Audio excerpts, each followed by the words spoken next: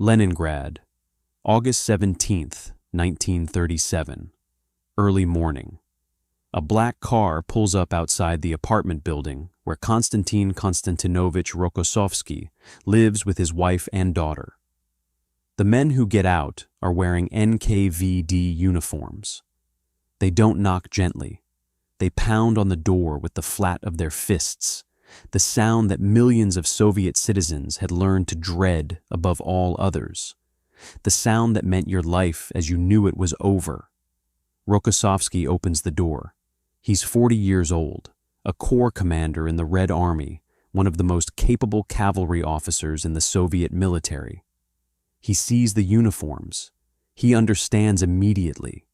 He's allowed to say goodbye to his wife, Julia. He kisses his daughter, Ada, who is still half asleep, confused, too young to understand what these men with hard faces want with her father. Then Rokossovsky walks out the door, gets into the black car, and is driven away into the Leningrad morning. His wife watches from the window until the car disappears around the corner. She doesn't know if she'll ever see him again. She has good reason to believe she won't. In the Soviet Union of 1937, when the NKVD comes for you at dawn, you don't usually come back. But Konstantin Rokossovsky did come back.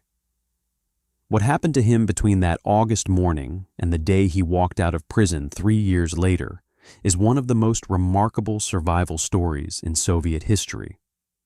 A story of torture, of refusal, of luck so improbable it borders on the miraculous. And it's a story shadowed by a devastating irony.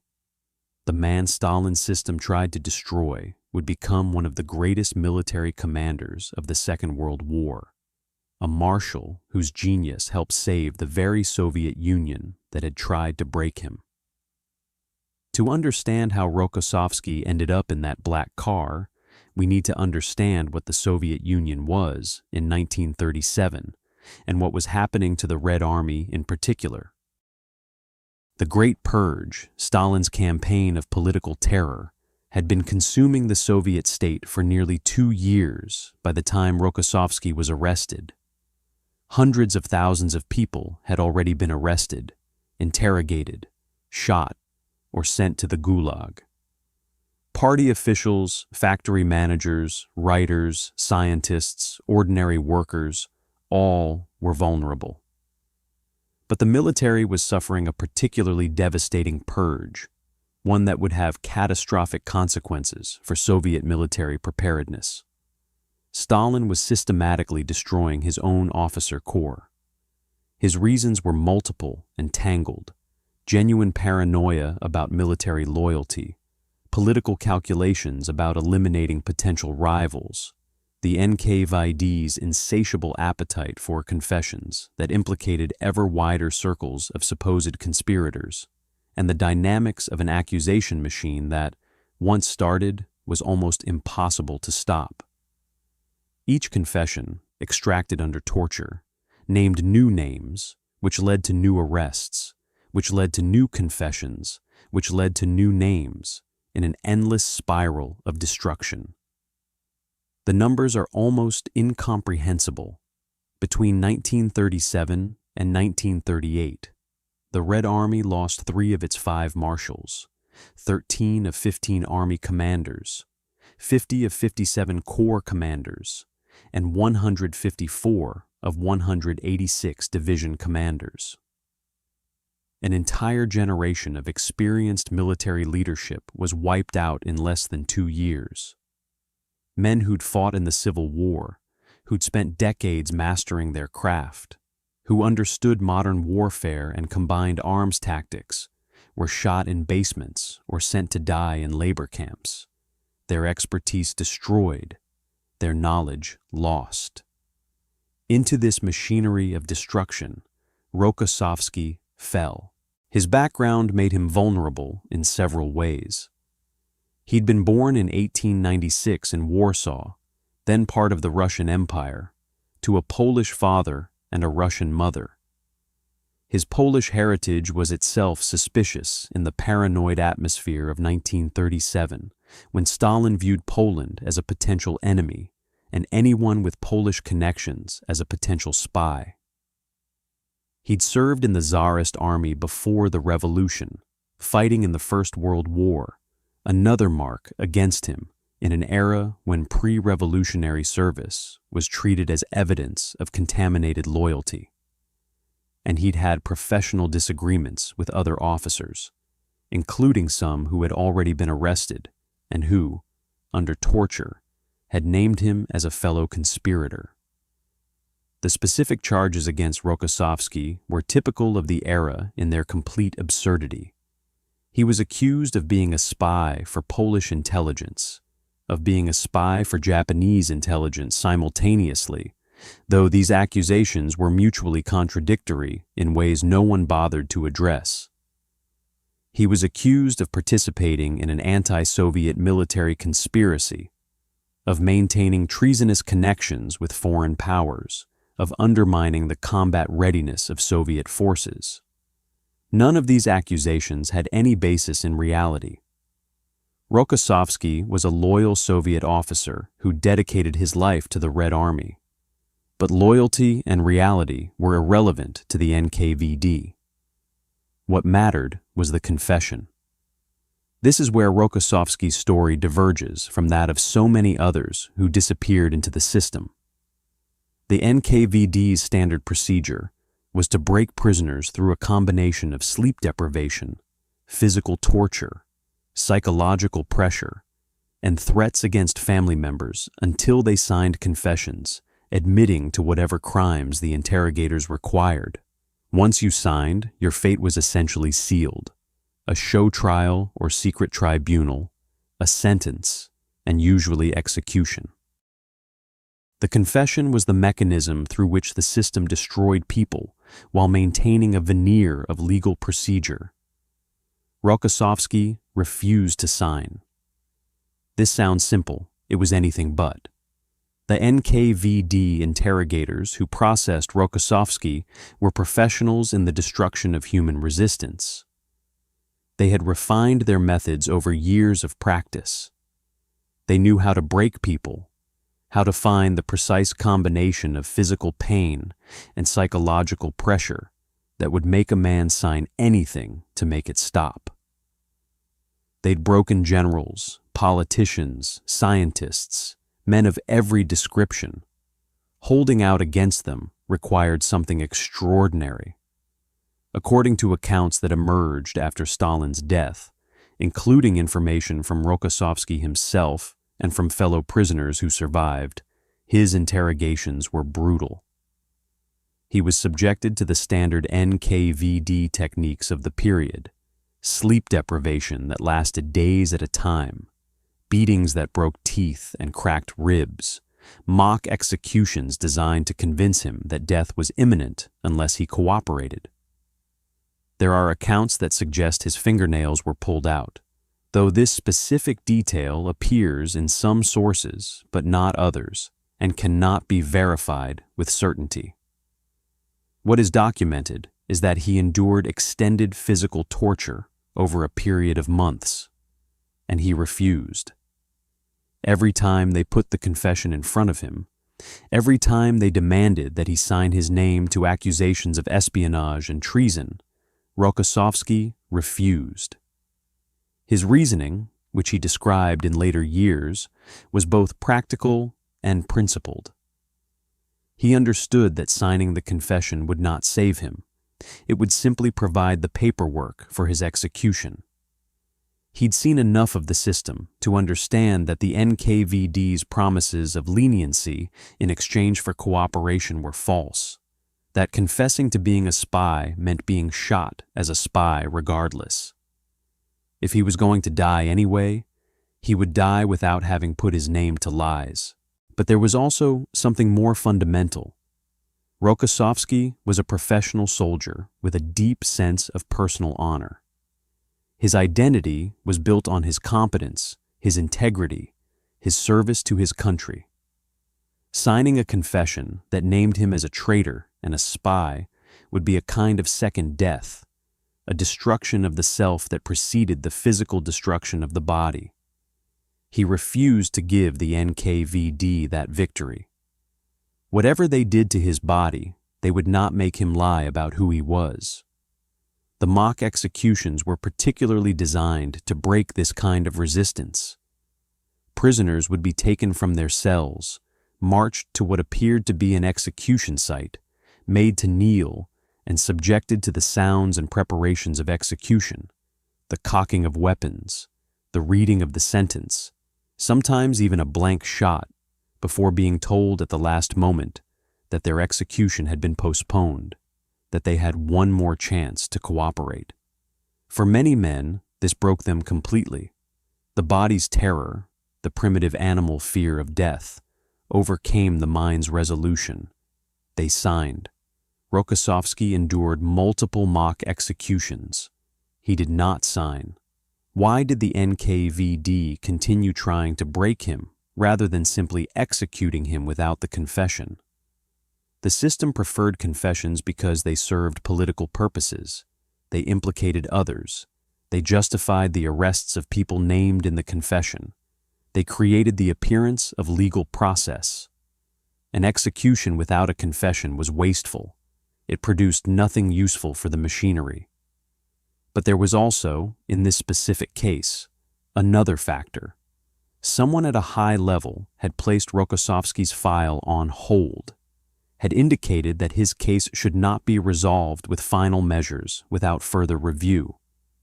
Who intervened on Rokossovsky's behalf, and why, is one of the historical puzzles of this story. There are accounts suggesting that other senior military officers, including some who still had influence despite the purges, made the case that Rokossovsky was too valuable to destroy. His record was exceptional.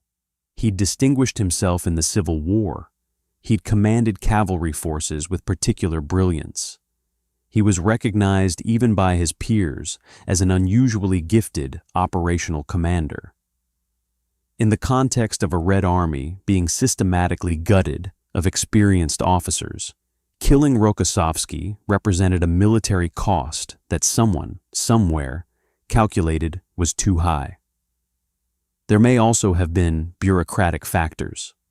The NKVD was processing thousands of cases simultaneously, and individual cases sometimes fell into administrative limbo, neither resolved by execution nor released, simply pending while the interrogators moved on to more cooperative prisoners.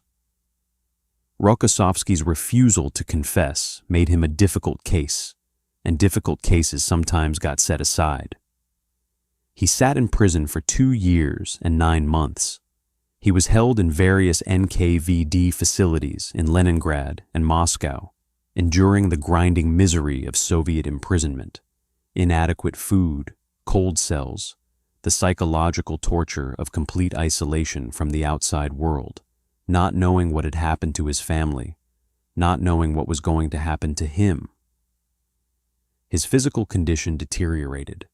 He lost teeth, lost weight, lost the physical vitality that had characterized him as a cavalry officer. What he didn't lose was his refusal. His wife Julia demonstrated remarkable courage throughout this period. She continued to petition Soviet authorities for information about her husband's case, a dangerous act in itself. Petitioning on behalf of an arrested enemy of the people could easily result in one's own arrest. But Julia persisted, writing letters, filing requests, using whatever bureaucratic channels existed.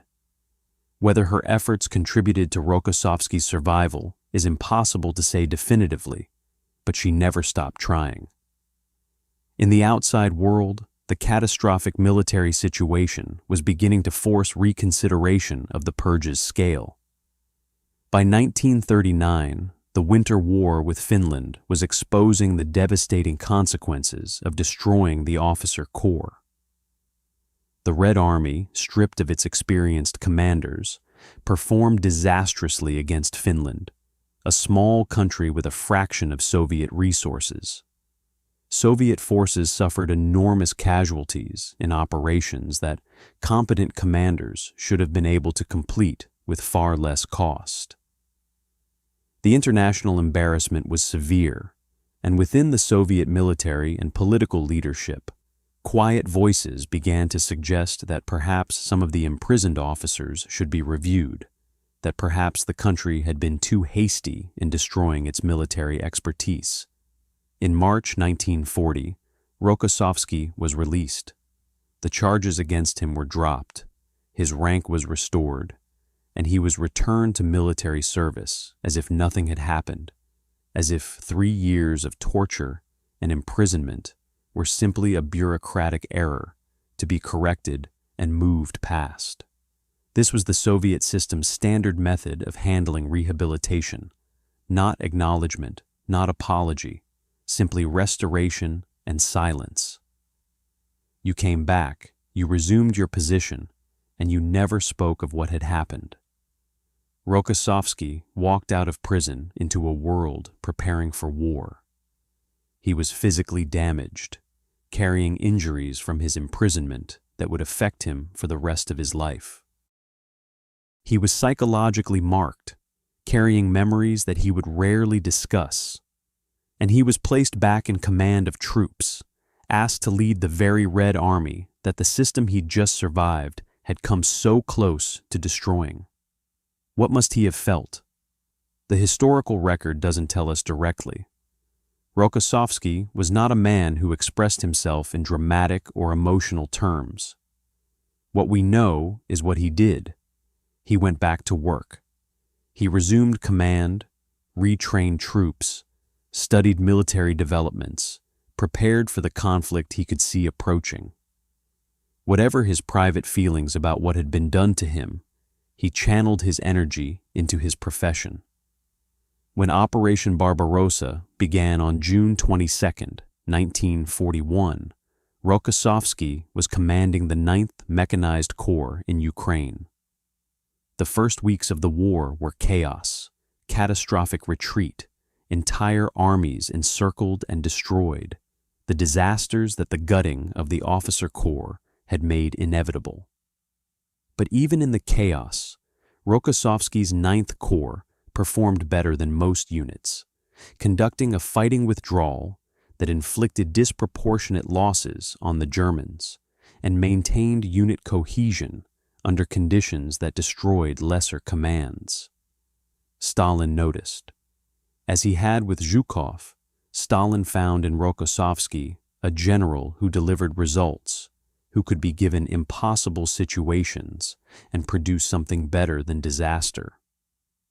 Through 1941 and 1942, Rokossovsky was given increasingly important commands, placed at the most critical sectors, trusted with the defense of Moscow's approaches during the desperate autumn of 1941. The Battle of Stalingrad elevated Rokossovsky to the highest ranks of Soviet military leadership. He commanded the Don Front during the encirclement and destruction of the German 6th Army, coordinating with Zhukov and Vasilevsky in Operation Uranus and its follow-up operations. His operational planning contributed significantly to the encirclement that trapped 300,000 German soldiers, and his forces conducted the prolonged reduction of the Stalingrad pocket through brutal winter fighting. When Field Marshal Friedrich Paulus surrendered on February 2, 1943, it was in part to Rokossovsky's forces. The irony of this moment is almost too stark to be stated plainly. The same system that had tortured Konstantin Rokossovsky, that had tried to extract a confession that would justify his execution, was now depending on his military genius to survive the greatest existential crisis in its history. The NKVD officers who'd beaten him, the bureaucrats who'd signed his arrest warrant, the political system that had chewed him up and nearly destroyed him, all of it was now protected by the military skill of the man it had tried to destroy. The Battle of Kursk in the summer of 1943 further cemented Rokossovsky's reputation. Commanding the Central Front, he was responsible for the northern face of the Kursk salient, the sector where the Germans launched their main offensive blow on July 5, 1943. Rokossovsky had prepared his defenses with exceptional thoroughness, creating layered defensive positions of extraordinary depth, concentrating artillery, mines, and anti-tank weapons at precisely the points where German armored forces would advance. When the German attack came, it was absorbed, ground down, and stopped. The counter-offensive that followed broke the German capacity for strategic offensive operations on the Eastern Front. Operation Bagration in June 1944, one of the most operationally brilliant campaigns of the entire war, was Rokossovsky's masterwork. Commanding the First Belarusian Front, he conceived and implemented a plan that destroyed German Army Group Center in a matter of weeks, the largest German military disaster of the war, a defeat so complete that it exceeded even the losses at Stalingrad. Bagration liberated Belarus, advanced hundreds of kilometers westward, and set the stage for the final drive into Germany. Rokossovsky's operational genius, his ability to plan and coordinate massive combined arms operations across enormous distances, was on full display. His relationship with Stalin during these years was complex and always slightly dangerous. Stalin respected his military capability, but never forgot what Rokossovsky was. A man who'd refused to confess to crimes during interrogation, who'd sat in NKVD cells for nearly 3 years. That refusal said something about Rokossovsky's character, something that made him different from men who'd broken and confessed. He was harder to intimidate, harder to control through fear. He would disagree with Stalin on military matters, carefully, professionally, but he would disagree. There are documented instances of Rokossovsky challenging Stalin's military judgments, presenting alternative plans, arguing for different approaches. Unlike some generals who simply agreed with whatever Stalin suggested, Rokossovsky maintained professional positions backed by military analysis. The fact that he survived these disagreements reflects both his value and, perhaps, something else. A residual caution on Stalin's part about a man who'd already demonstrated, under torture, that he would not simply say what authority demanded he say. Toward the end of the war, there was an episode that illustrated the complicated dynamics of their relationship. When the final advance on Berlin was being planned, Rokossovsky expected to command the assault on the German capital. Instead, Stalin gave the Berlin operation to Zhukov's First Belarusian Front and transferred Rokossovsky to command the Second Belarusian Front, operating north of Berlin. The decision was partly military, but it was also political, reflecting Stalin's preference for controlling the symbolic victory of Berlin's capture through the general he found most manageable. Rokossovsky accepted the reassignment. He was a soldier, and orders were orders.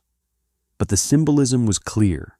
Even now, even after everything he'd accomplished, he was being kept at a careful distance from the ultimate prize. After the war, Stalin found a particularly interesting use for Rokossovsky. In 1949, as part of Soviet efforts to consolidate control over Eastern Europe, Rokossovsky was dispatched to Poland as Minister of National Defense and Supreme Commander of Polish Armed Forces. He held Polish citizenship through his birth in Warsaw, which provided technical justification for his appointment. In practice, it meant imposing Soviet military standards and loyalty on the Polish armed forces, a delicate and often brutal task in a country with deep historical resentment of Russian domination. Rokossovsky carried out this assignment as he carried out all assignments, professionally, without evident personal enthusiasm. The Poles never forgave the imposition of a Soviet-appointed marshal over their national military, and Rokossovsky remained a figure of controversy in Polish historical memory, seen both as one of Poland's greatest military talents and as a symbol of Soviet domination. He returned to the Soviet Union after Stalin's death, continuing his military career under Khrushchev. He was eventually promoted to Marshal of the Soviet Union, the highest military rank, one of only a handful of officers to hold it. He wrote memoirs, served in various senior advisory positions, and lived to see the Soviet Union he'd fought for reach its greatest extent and then begin its long decline. Konstantin Rokossovsky died on August 3, 1968, at the age of 71. He was given a state funeral and buried in the Kremlin Wall necropolis, Moscow's most prestigious burial ground, the final resting place of Soviet heroes. The city that had been the site of his arrest in 1937 honored the man it had tried to destroy. The historical footnote to his story is contained in the 1937. Who'd built the case against him? Those names are in the archive. Many of those men were themselves eventually consumed by the system they served. Standing back from Rokossovsky's story and looking at it whole, the thing that strikes most forcefully is the sheer recklessness of what Stalin's system did to itself. The Great Purge of the military didn't just kill individual officers, it nearly killed the Soviet Union itself. The disasters of 1941, the hundreds of thousands of soldiers who died in the first months of Barbarossa because their commanders had been shot or imprisoned, the years of catastrophic losses that might have been reduced by experienced leadership, all of that traces back to the paranoid destruction of the officer corps. Rokossovsky's case makes this concrete. Here was a man of demonstrable military genius, proven over 2 decades of service, who spent nearly 3 years in a cell while his country moved toward the most destructive war in history. He was beaten, tortured, subjected to mock executions. He survived by sheer force of refusal. And then he was asked to save the country that had done this to him.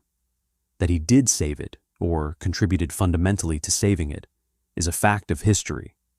That the man who tortured him, the system that tried to destroy him, benefited from his survival and his genius, is an irony so dark it defies easy categorization. Not poetic justice, not tragedy exactly, something stranger and more Soviet than either of those things. A system so destructive it nearly consumed itself, saved partly by a man it had tried to erase. Rokossovsky never publicly denounced what had been done to him. He lived in the same system, served the same state, received honors from the same political leadership that had authorized his torture. What he thought privately, what he felt when he looked at Stalin across a conference table and knew that Stalin knew what had been done to him, and that Stalin knew that he knew, we can only imagine.